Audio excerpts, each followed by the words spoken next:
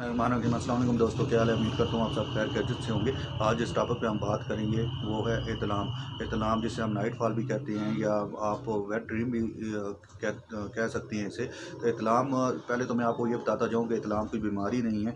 ये एक कुदरती चीज़ है जो कि हर नौजवान मर्द को बालग होता है तो ये मरला उस पर आता है इतलाम का।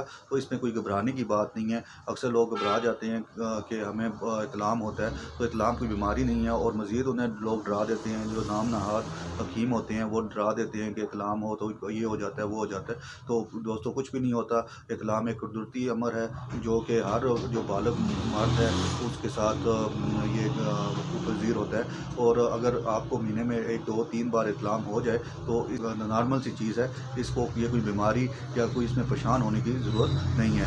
लेकिन 3 4 बार की जगह अगर ज़्यादा इतलाम होता है तो इसके लिए मैं आज आपको मेडिसन बताऊंगा। उसके इस्तेमाल से इंशाल्लाह ये कर सकते हैं इतलाम की का जो मसला है वो ख़त्म हो जाएगा। तो दोस्तों आज आपको एक मेडिसन मैं बताऊंगा इतलाम के बारे में, और एक जो अगर इतलाम की वजह से कमज़ोरी हो गई है तो उसके बारे में भी मैं आपको मेडिसन बताऊंगा। तो दोस्तों अगर आपको कसरत इतलाम की शिकायत है तो आप करशी हर्बल लैबोरेटरी की राहत टेबलेट इस्तेमाल करें। और अगर आपको कमज़ोरी है, इतलाम की वजह से कमज़ोरी का शिकार है तो करशी का शरबत फुलाद इस्तेमाल करें। इंशाल्लाह अल्लाह मियां आपको शिफा देगा। अब तरीका इस्तेमाल की तरफ आती है। तरीका इस्तेमाल नहायत आसान है।